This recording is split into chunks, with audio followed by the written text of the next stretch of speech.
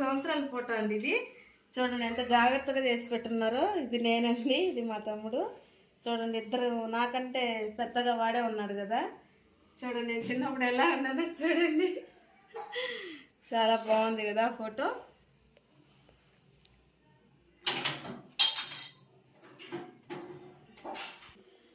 ఇదైతే మా photo friends. ఇంకొకటి చూపిస్తానండి మీకు.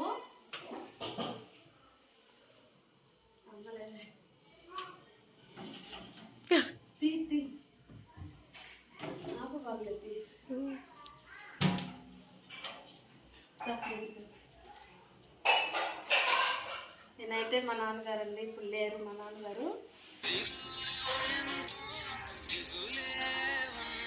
చనిపోయి